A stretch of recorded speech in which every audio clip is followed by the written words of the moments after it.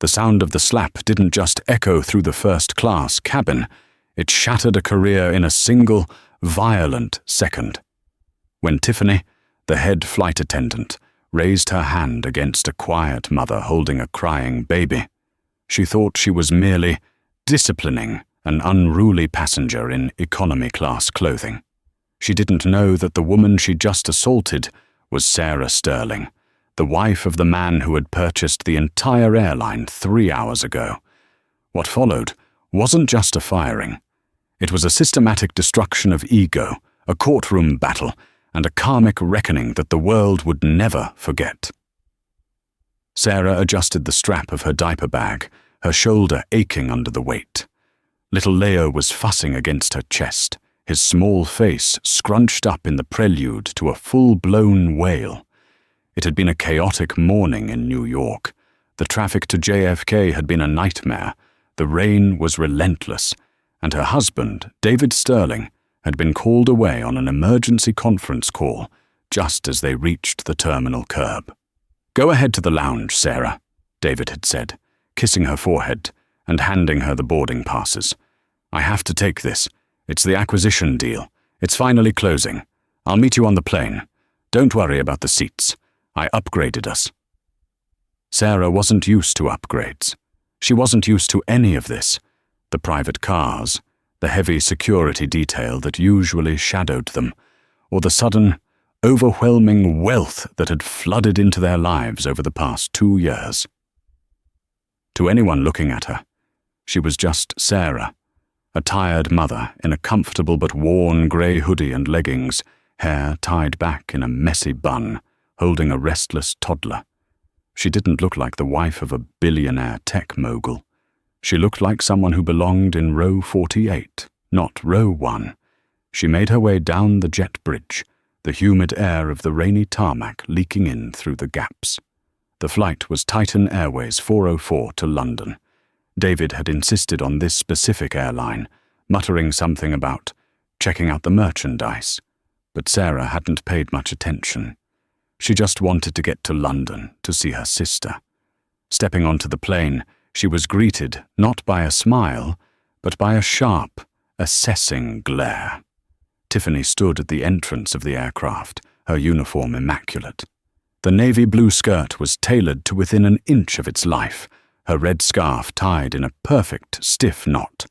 Her name tag, Tiffany, Senior Purser, caught the overhead light. She was beautiful in a cold, angular way, but her eyes held a distinct lack of warmth as they swept over Sarah's hoodie and the drooling baby. "Boarding pass," Tiffany demanded, not offering a greeting. She didn't extend her hand. She simply tapped her manicured nails against the scanner. Sarah fumbled with her phone, shifting Leo to her other hip. "Sorry, just a second. My hands are a bit full." "We are trying to keep to a schedule," Tiffany sighed, loudly enough for the pilots in the cockpit to hear. "Economy boarding is to the right. If you're looking for overhead space for that amount of luggage, you're likely going to have to gate check it." Sarah finally pulled up the QR code. "Actually, I think we're in—" Tiffany snatched the phone from Sarah's hand, her lip curling. The machine beeped green. Tiffany stared at the screen, her eyebrows knitting together in confusion. Seat 1A. "This must be a mistake," Tiffany muttered, looking Sarah up and down again. "System glitches happen. Stand aside, please. I need to verify this with the gate agent. We can't have just anyone occupying the first-class suites." "It's not a mistake," Sarah said, her voice soft but firm. "My husband booked these."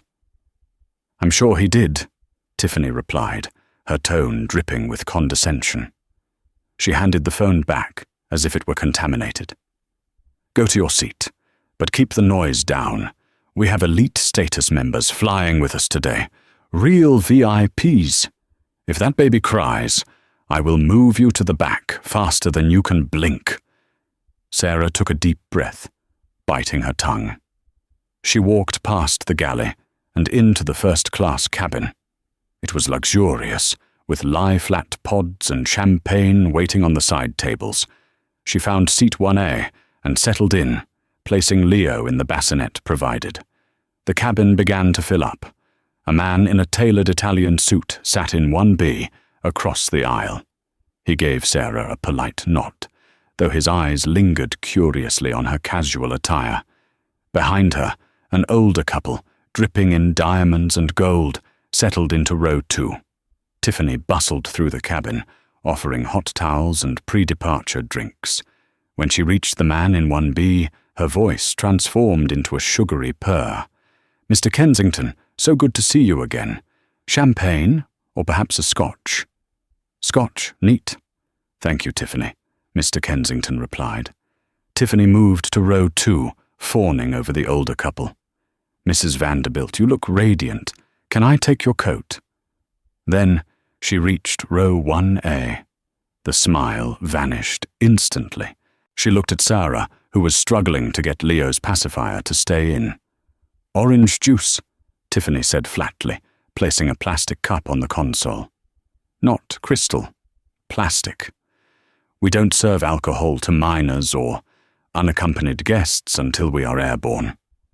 "I'm 32, Sarah said, stunned. "And I'd like water, please, for the formula."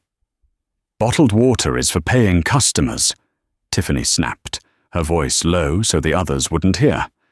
"The tap water in the lavatory is potable. You can use that." Sarah felt the heat rise in her cheeks. "Excuse me? My husband paid full fare for this ticket. I expect the same service as everyone else." Tiffany leaned in, her perfume overpowering and sickly sweet. "Listen to me, honey.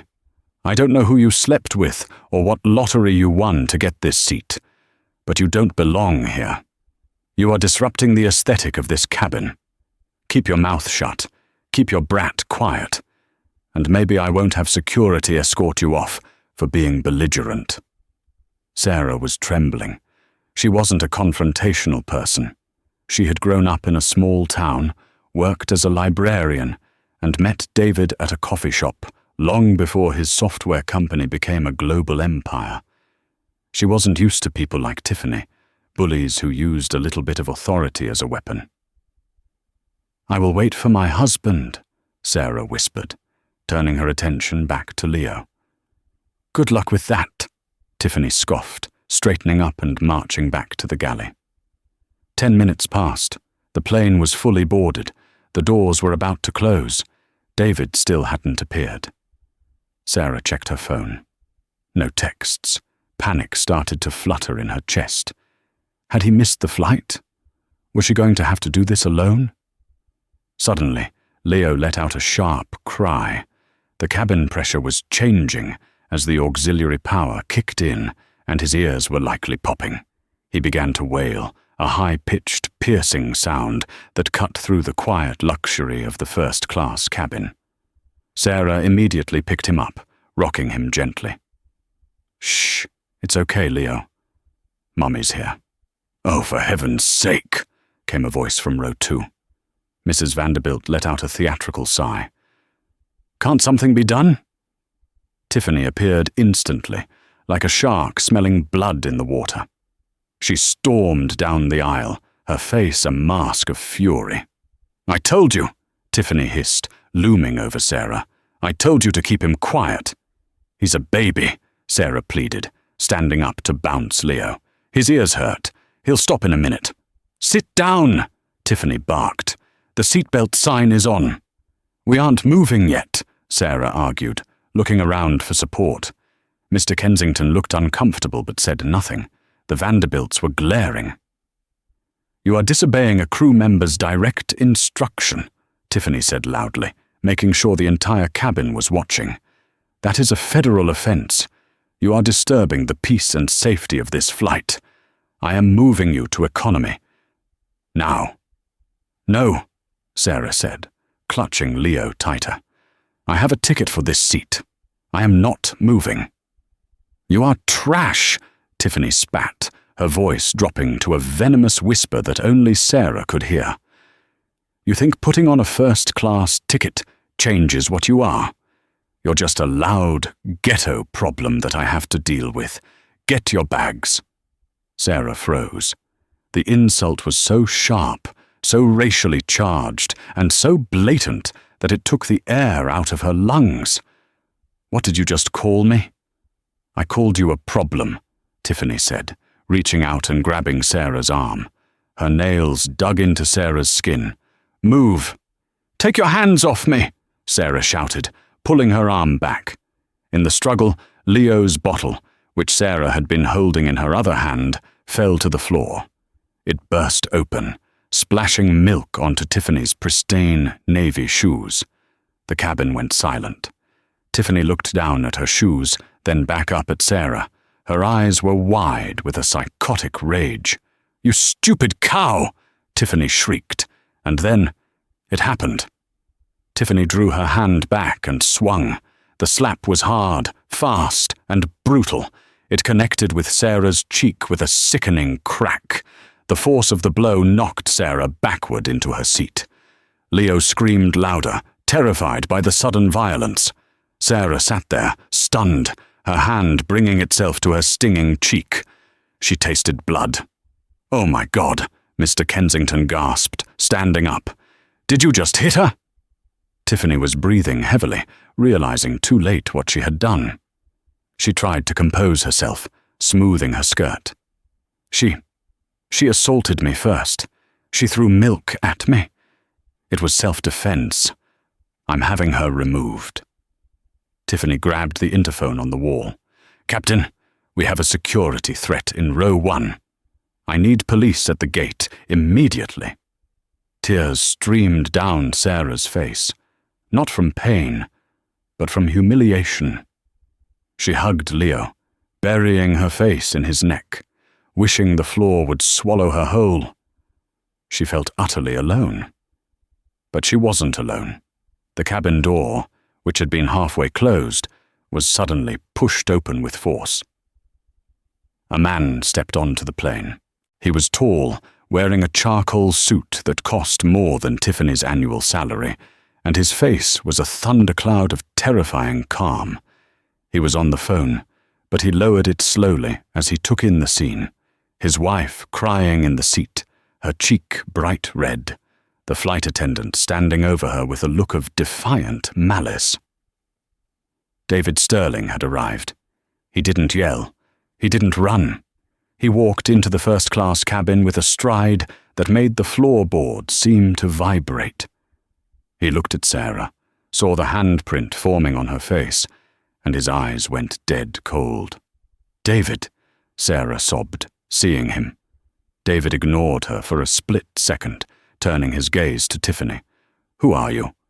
Tiffany, not recognizing him, puffed out her chest. "I am the senior purser on this flight, and you are late. Take your seat or get off. We are dealing with a disruptive passenger who assaulted a crew member." David looked at Tiffany's shoes, then at Sarah's face. He connected the dots instantly. He walked over to Sarah, kneeling down. "Did she hit you?" he asked, his voice shaking with restrained violence. Sarah nodded, unable to speak. David stood up. He pulled his phone back to his ear. The line was still open. "Arthur?" David said into the phone, his eyes never leaving Tiffany's face. "Are you still in the control tower?" There was a pause as he listened to the person on the other end.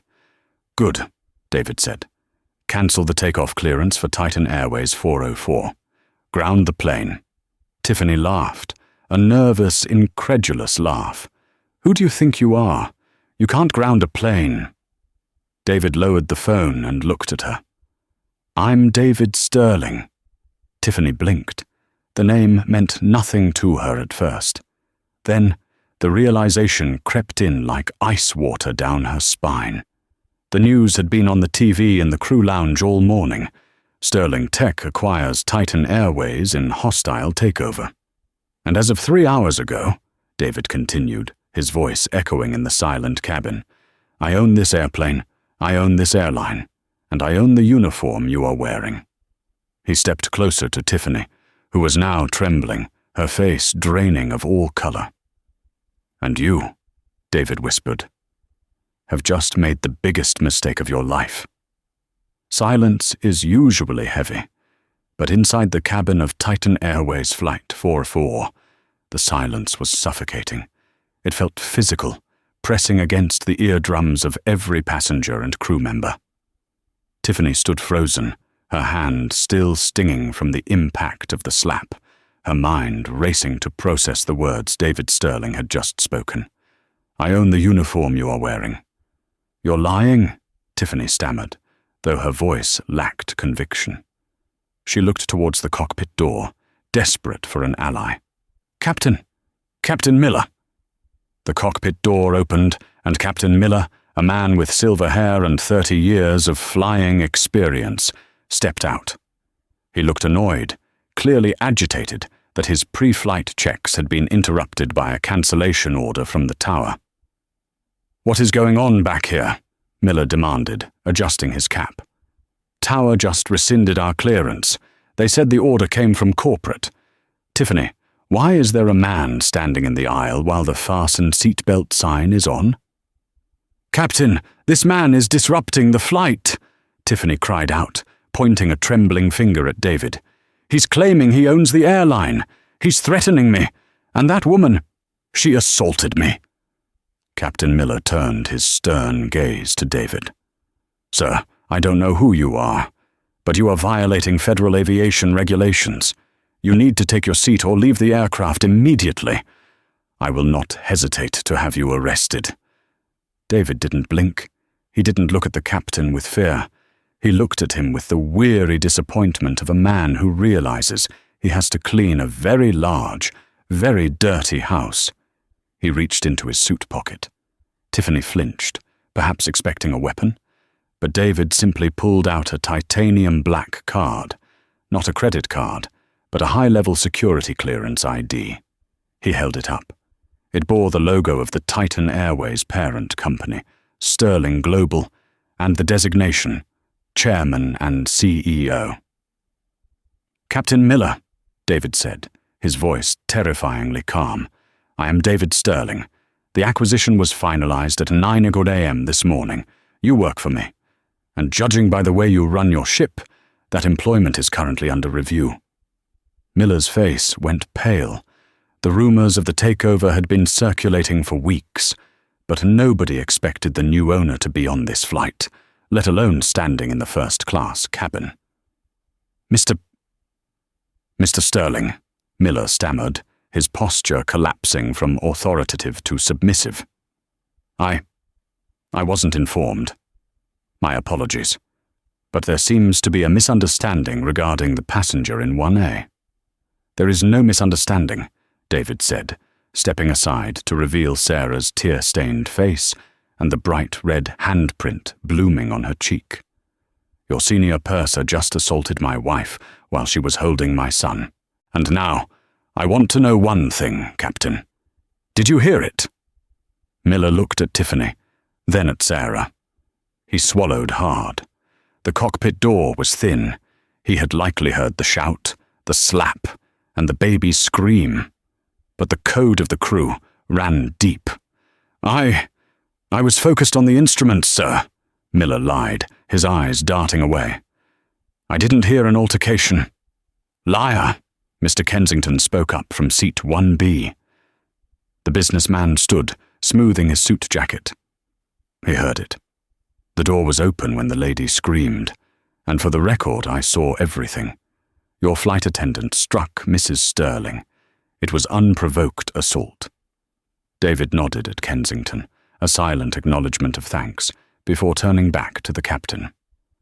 "You have 2 minutes," David said, checking his watch, a Patek Philippe that cost more than the aircraft's landing gear.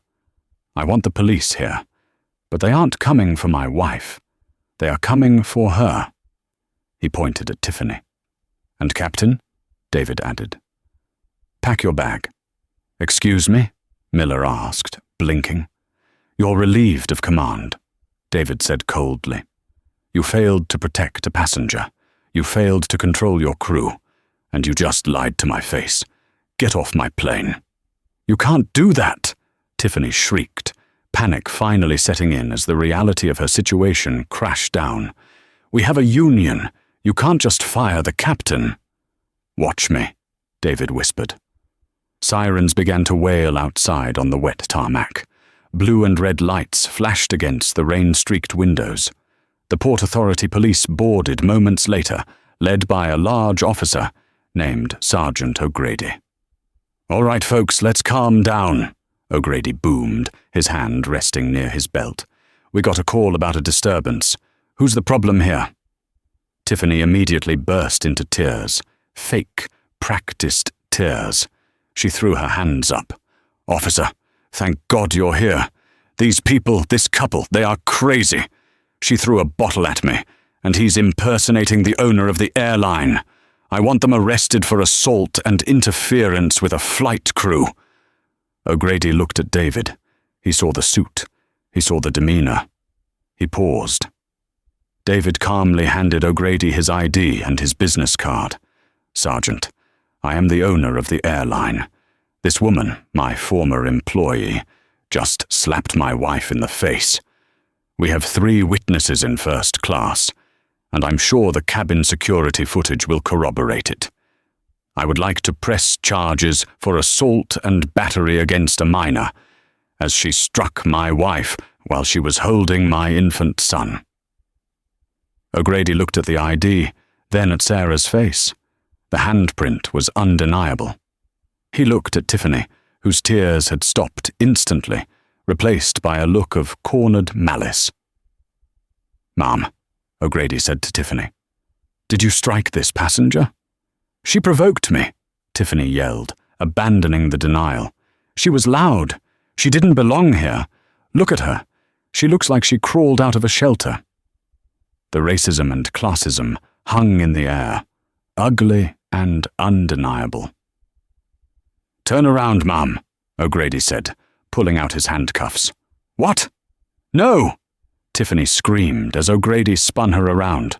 The click of the handcuffs was the loudest sound the cabin had heard since the slap. "You can't arrest me. I know people. I've been with this airline for 10 years. David Sterling, you will regret this. I will sue you for everything you have." "You're welcome to try," David said, not even looking at her, as she was frog-marched down the aisle, past the gawking passengers in economy who were craning their necks to see the drama. David turned to the rest of the cabin crew, 3 other flight attendants who were huddled by the galley, looking terrified. "Is there anyone else who feels that my wife doesn't belong here?" David asked. Silence. "Good," David said. "Get everyone off the plane. The flight is cancelled. We are going to have a long talk in the terminal." News travels fast, but bad news travels at the speed of light. By the time Sarah, David, and a sleeping Leo were escorted off the plane and into the terminal, the video was already online. A teenager in row 3 had filmed the entire incident through the gap in the curtain. The video, titled "Flight Attendant Slaps Mum and Baby, Instant Karma," had 50,000 views in 10 minutes. It showed the slap clearly, the sound crisp and sickening. It showed Tiffany's hateful words, and it showed David Sterling entering like an avenging angel. David didn't stop at the gate. He ushered Sarah past the murmuring crowd of confused passengers. "Don't look at them, honey. Just keep walking." He led her straight to the Titan Airways first class lounge.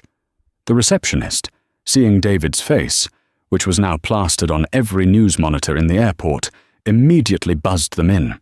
"Clear the lounge," David ordered the manager, a frantic man named Peters. "Sir, we have platinum members," Peters began. "I don't care," David said. "Refund their tickets. Give them double miles. Put them in a hotel. I want this lounge empty in 5 minutes.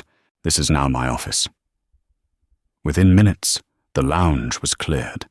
David sat Sarah down on a plush velvet sofa, grabbing a bottle of water and a cold compress from the bar. He knelt before her, his anger vanishing as he touched her swollen cheek. "I'm so sorry," he whispered, his voice cracking. "I should have been there earlier. I shouldn't have let you board alone."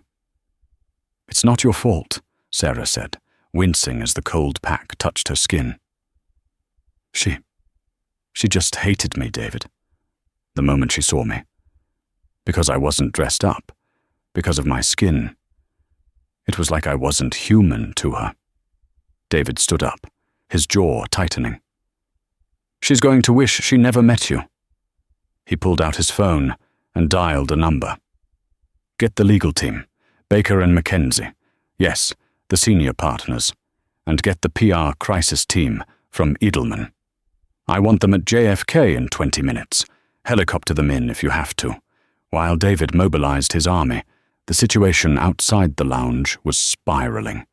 Tiffany had been cited and released on her own recognizance, standard procedure for a non-weapon assault in New York, and she was currently standing in the main concourse, surrounded by a few sympathetic union reps and a different group of flight attendants.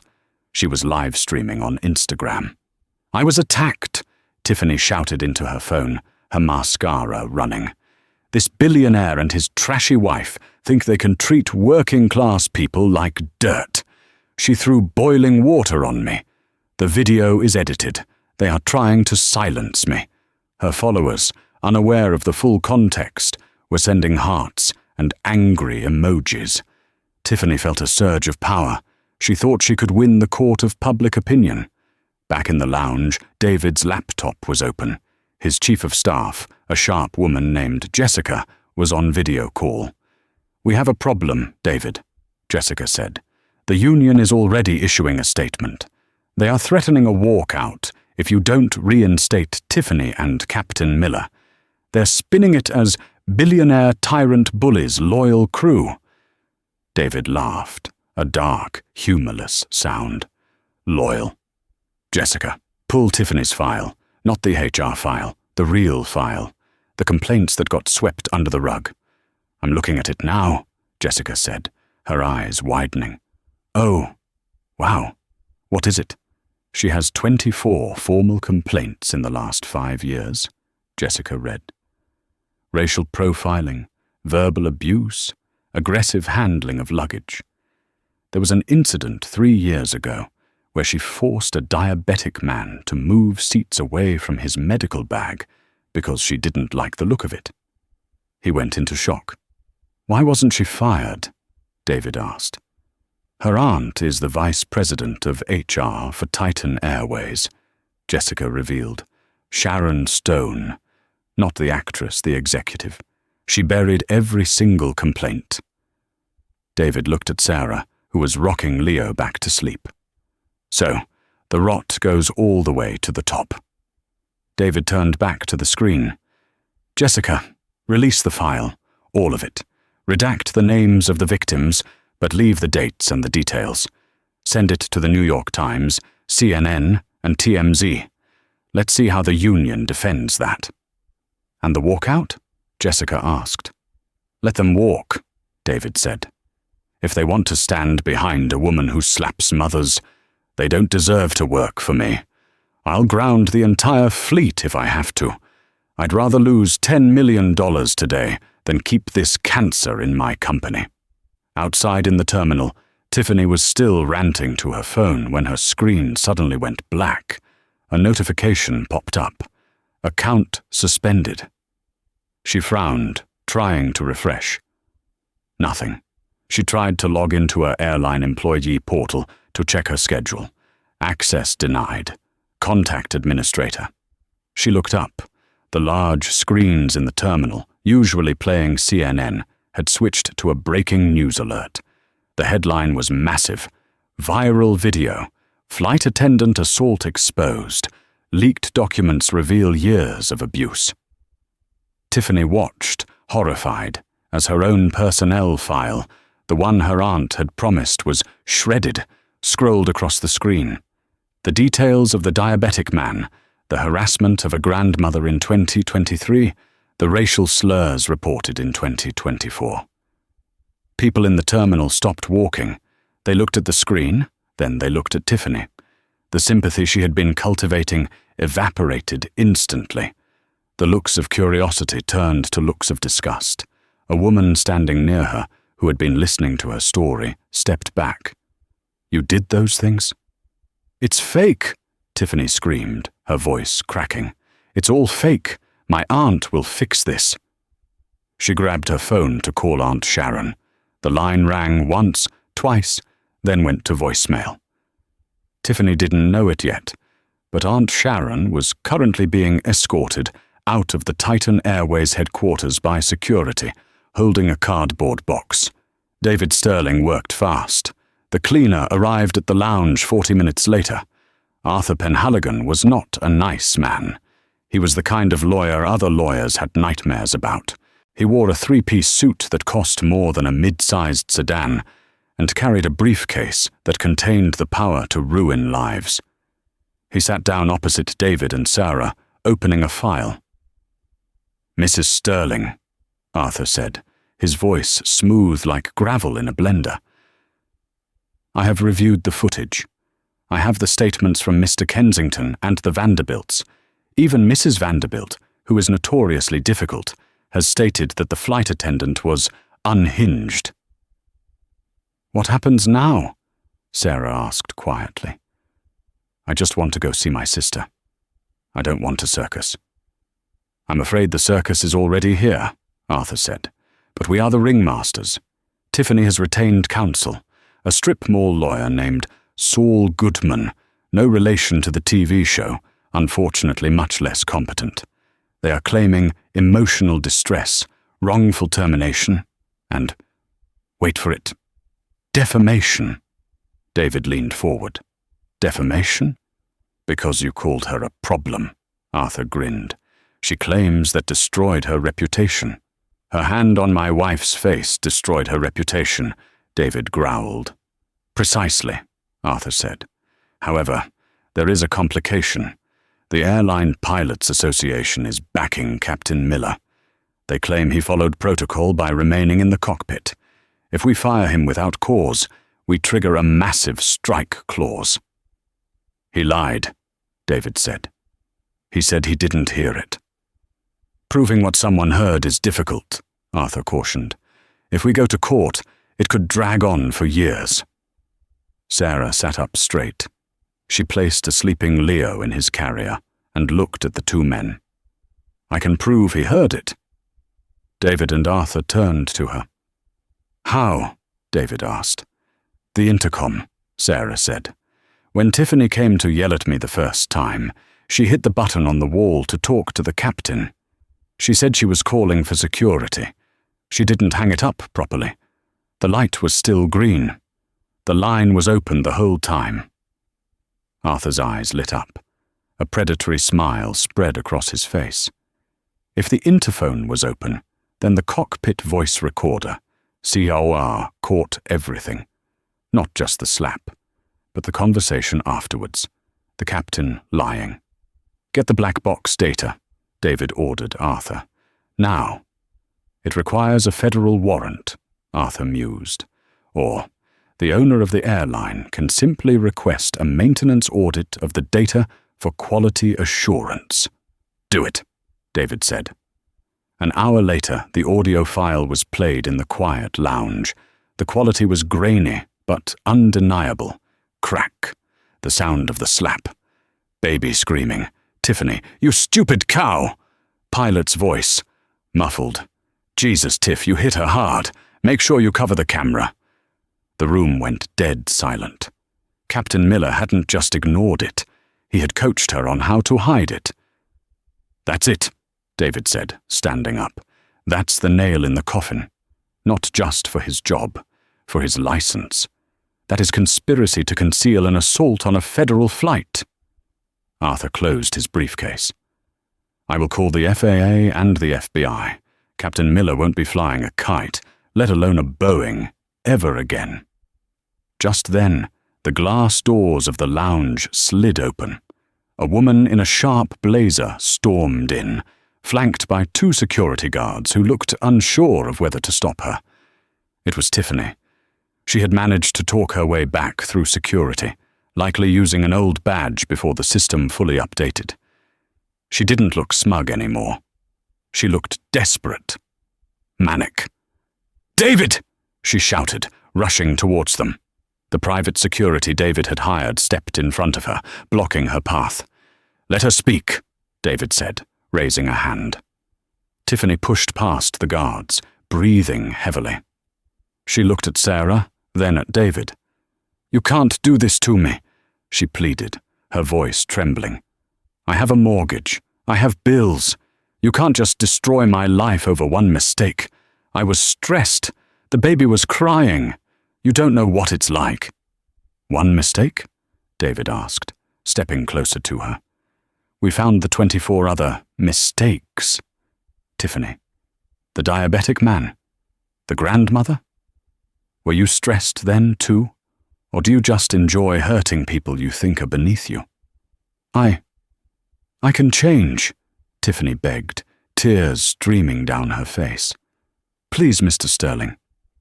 "Sarah, please, woman to woman, don't let him ruin me. I'll apologize. I'll do anything." Sarah looked at Tiffany. She remembered the look in Tiffany's eyes on the plane, the coldness, the feeling of being small, of being dirty. She looked at the handprint that was still throbbing on her cheek. Sarah stood up. She walked over to Tiffany. "I accept your apology," Sarah said softly. Tiffany let out a sob of relief. "Oh, thank you. Thank you. I knew you were a good person. I knew—" "But," Sarah interrupted, her voice hardening, "accepting your apology doesn't mean accepting your behavior. You aren't sorry you hit me, Tiffany. You're sorry the man you hit me in front of turned out to be the boss." Sarah turned to David. "Do what you have to do." Tiffany's face crumbled. "No, you bitch! You, get her out of here!" David ordered the guards. "And call the police back. She's trespassing." As Tiffany was dragged away, kicking and screaming obscenities that echoed through the exclusive lounge, Arthur's phone buzzed. "It's the union rep," Arthur said, checking the text. "They just heard the cockpit audio recording we sent over. They are officially withdrawing support for Tiffany and Captain Miller. They are cutting them loose." David nodded. "Good. Now let's finish this." He looked at Sarah. "We aren't going to London today, are we?" "No," Sarah said, picking up Leo. "I think we need to go home." "Not home," David said. "We have one more stop. I want to show you something. Something that will make sure this never happens to anyone else again." "Where are we going?" "To the press conference," David said. "The world is watching. It's time they met the real Sarah Sterling." The press conference room at JFK was packed to capacity. Every major network was there: CNN, Fox, BBC, Al Jazeera. The story had transcended a simple travel dispute. It had become a symbol of corporate arrogance versus human dignity. David stood at the podium, Sarah by his side. She held Leo, who was wide awake now, looking out at the sea of cameras with curious eyes. David didn't wear a tie. He looked like a man ready for a street fight. "Ladies and gentlemen," David began, his voice amplified through the room. "You have seen the video. You have heard the audio. But what you haven't seen is the culture that allowed this to happen." He gestured to the screen behind him. It displayed a timeline. For 10 years, Tiffany Baker terrorized passengers. She targeted the elderly, the vulnerable, and the minorities. She used her position of authority to belittle people she deemed unworthy of the first-class cabin. And for 10 years, Titan Airways protected her because of nepotism. A murmur went through the crowd. "That ends today," David declared. "I am announcing the immediate termination of the entire executive HR board of Titan Airways. We are implementing a zero-tolerance policy for discrimination, and we are filing a civil lawsuit against Tiffany Baker and Captain Miller for damages, which will be donated entirely to civil rights charities." But Tiffany wasn't going down without a dirty fight. Across town, her lawyer, a man named Richard Mortis, known in legal circles as the Vulture, was holding his own press conference on the steps of the courthouse. Tiffany stood next to him, wearing a modest, oversized cardigan, looking frail and victimized. "My client is the victim here," Mortis bellowed to the reporters. "She is a hard-working woman who was pushed to the brink by an unruly passenger. We have evidence that Mrs. Sterling has a history of aggression." Mortis held up a blurry photo. It showed Sarah shouting in a crowd, her face twisted in anger. "This photo was taken 3 years ago," Mortis claimed. "It shows Mrs. Sterling inciting a riot at a public library. She is a radical. She hates authority. She baited my client into a reaction so she could sue for a payout." The reporters scribbled furiously.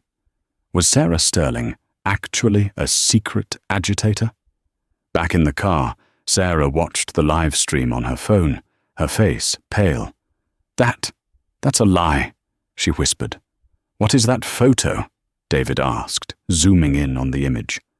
"It was the protest to save the children's reading program," Sarah explained, tears welling up. "They were cutting funding for the Autistic Children's Hour. I was shouting at the city councillor to listen to the mothers.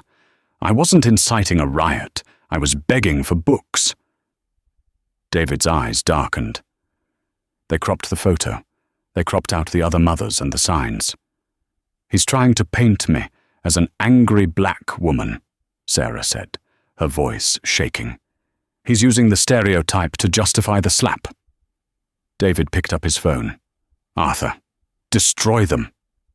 By the next morning, the full uncropped photo was on the front page of every newspaper.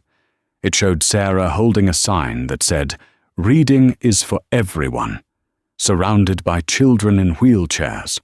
The narrative Mortis tried to spin didn't just fail, it exploded in his face. The public didn't just dislike Tiffany now, they loathed her. But legal battles aren't won on Twitter, they are won in court. And Tiffany, desperate and cornered, refused to settle. She wanted a trial. She believed she could charm a jury. She was wrong. The trial of the state of New York's Tiffany Baker began 3 months later. The courtroom was packed. Judge Harrison, a no-nonsense woman with a reputation for harsh sentencing, presided. Tiffany sat at the defense table, dressed in white, a cross conspicuously hanging around her neck. She dabbed at her dry eyes with a tissue every time the jury looked at her. The prosecution was swift. They played the video. They played the black box audio. They called Mr. Kensington, who described the slap as the most vicious thing I've seen in a public place. Then it was the defense's turn. Mortis called Tiffany to the stand. "Tiffany," Mortis asked softly, "tell the jury what was going through your mind." "I was terrified," Tiffany lied, her voice trembling. "We are trained to look for threats. She had a look in her eye. And when she threw the liquid at me—" "The milk," the prosecutor interjected, "the baby formula." "It felt like acid," Tiffany cried out. "I thought it was a chemical attack. I reacted in self-defense. I was protecting the plane." It was a ridiculous defense, but Tiffany sold it well. She cried. She shook. She looked at the jury with pleading eyes. A few jurors looked sympathetic. Maybe she really was just scared. Then Arthur Penhaligon, acting as special counsel for the prosecution, stood up for cross-examination. "Ms. Baker," Arthur said, walking slowly toward the stand. "You claim you thought the milk was acid?" "Yes," Tiffany sniffed. "And yet," Arthur said, pulling up a freeze frame from the video, "immediately after the acid hit your shoe, you didn't scream in pain. You didn't run to wash it off. You looked at your shoe, frowned, and then looked up and called Mrs. Sterling a stupid cow. Is that the reaction of someone burning with acid?" Tiffany stuttered. I was in shock. "Let's talk about Captain Miller," Arthur continued. "He has already pleaded guilty to obstruction of justice in exchange for a lighter sentence. He gave a deposition yesterday. Tiffany's face went white. She didn't know Miller had flipped. Arthur picked up a thick, leather-bound book. This is Captain Miller's personal flight log. He writes notes about every crew member he flies with.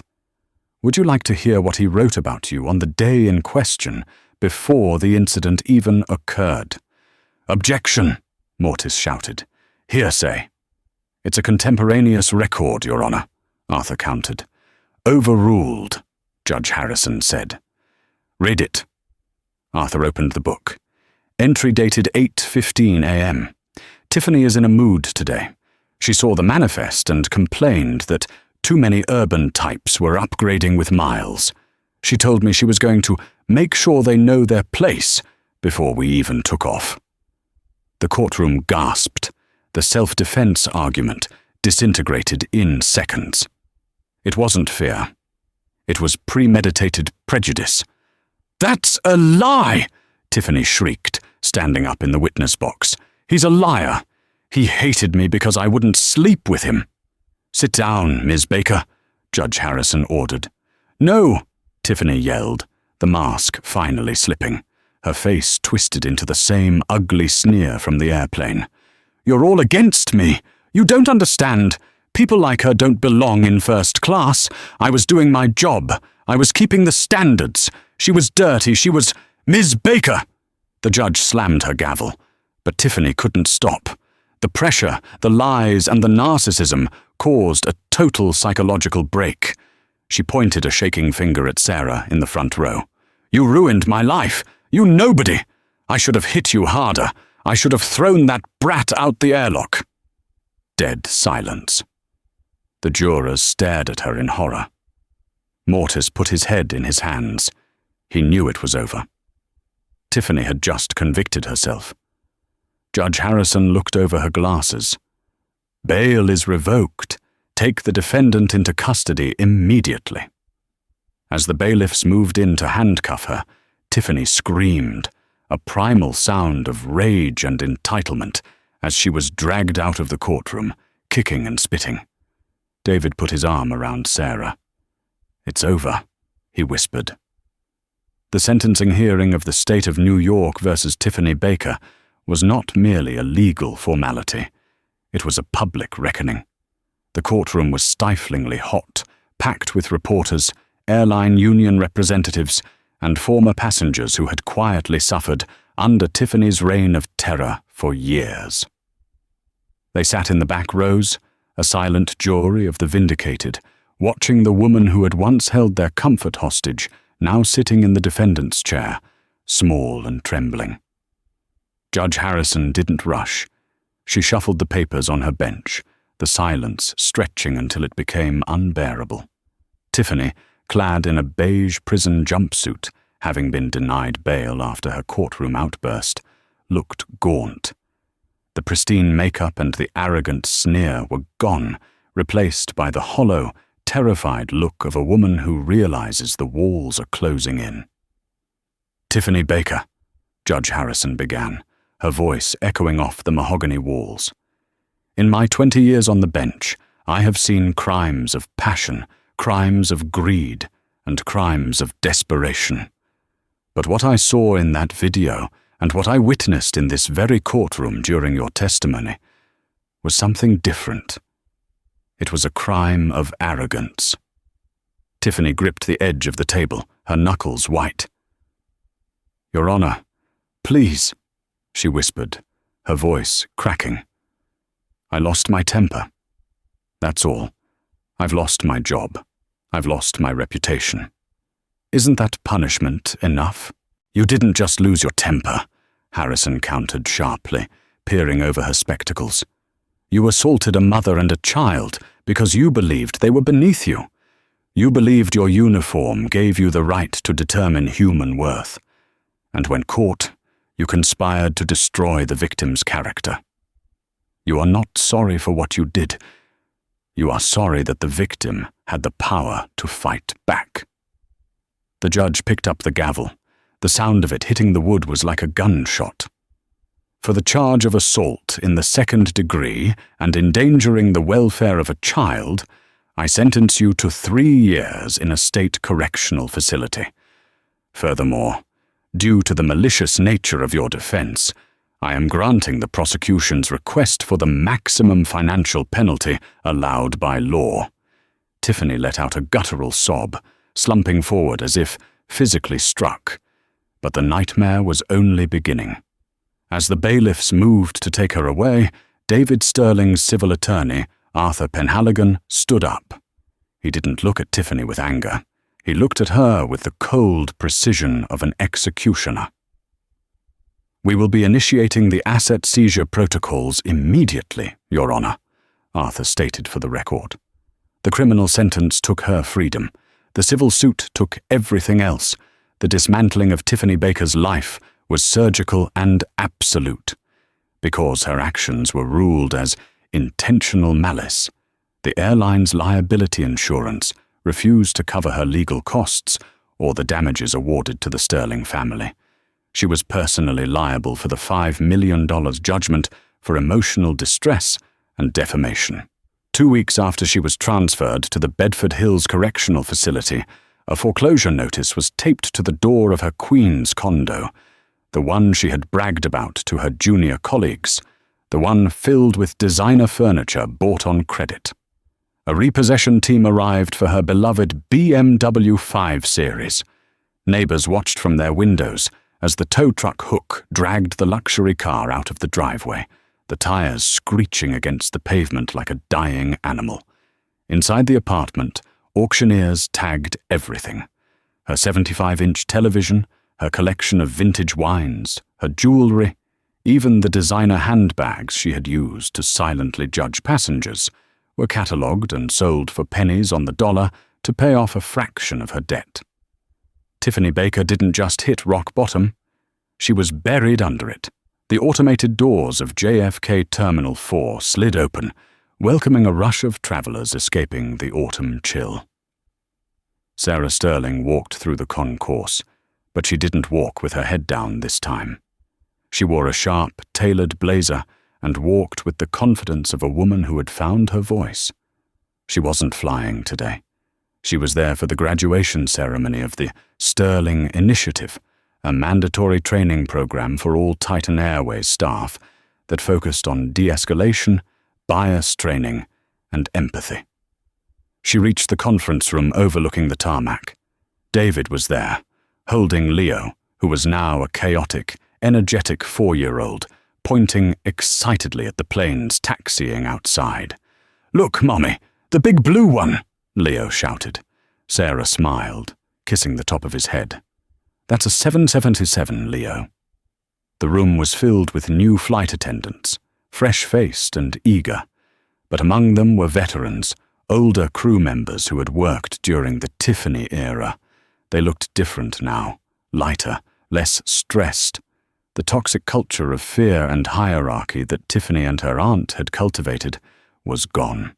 The new CEO of Titan Airways took the podium. "Before we hand out your wings," he said, "I want to introduce the woman who made this new culture possible. Please welcome Sarah Sterling." The applause was genuine and loud. Sarah stepped up to the mic. She looked at the faces in the crowd. 3 years ago, Sarah began, her voice steady, I was told I didn't belong on a plane because of how I looked. I was told I was a problem. Today, I want you to remember one thing. The passenger in seat 48C, wearing sweatpants, deserves the same dignity as the CEO in seat 1A. You are not guardians of a gate. You are hosts in the sky. Never forget that. As she finished, she looked out the window at a Titan Airways jet taking off, soaring into the clouds. She felt a profound sense of closure. The scar on her memory had healed. But for Tiffany Baker, the turbulence was permanent. 30 miles away from the airport, in a grimy industrial district in New Jersey, the lunch rush was just starting at Sal's 24-hour diner. The air smelled of burnt grease and stale coffee. "Order up! Table 6! Let's go, Baker, move your ass!" Sal, the owner, screamed from the kitchen window.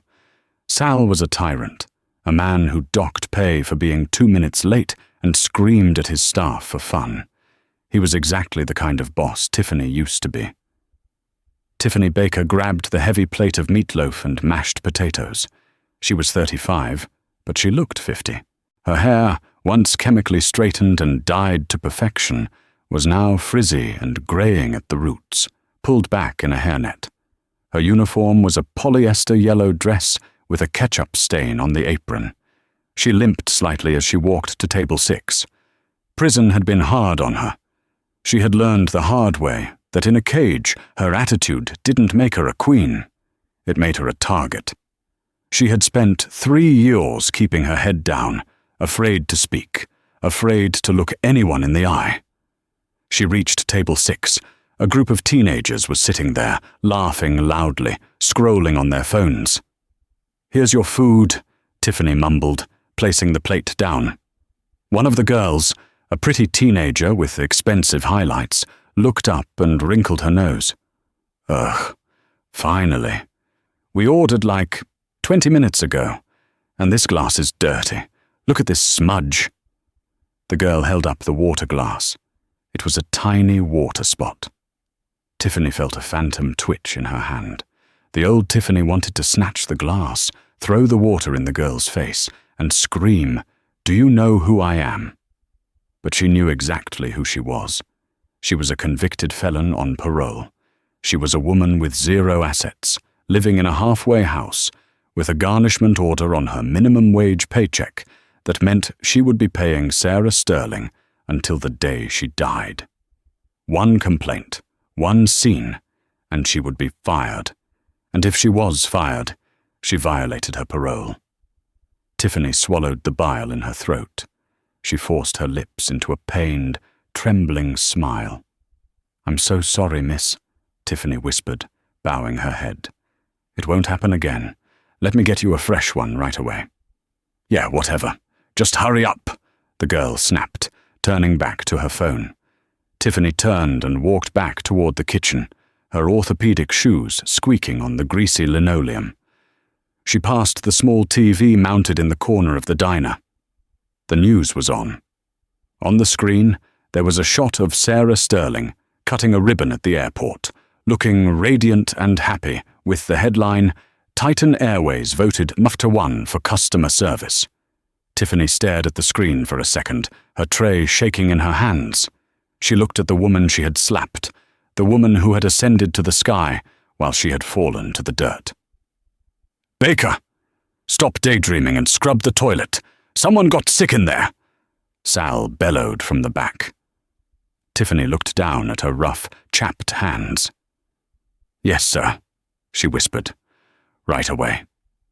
She pushed through the swinging doors, grabbing the mop bucket, finally understanding the heavy, suffocating weight of being the help that no one respects. This story is a stark reminder that the wheel of fortune is always turning. Tiffany Baker believed her uniform was armor, protecting her from the consequences of her cruelty. She mistook service for servitude and dignity for a luxury reserved for the rich. But in the end, it was Sarah's quiet grace and David's fierce protection that exposed the truth. Tiffany didn't just lose a job, she lost her place in the world, forced to learn humility in the harshest classroom of all. I hope you enjoyed this satisfying saga of justice served cold. If you believe that everyone deserves respect, regardless of what they wear or where they sit, smash that like button. It helps us share these stories with more people. Don't forget to subscribe and turn on notifications so you never miss a new drama. Have you ever dealt with a rude employee who got what was coming to them? Tell me your story in the comments below.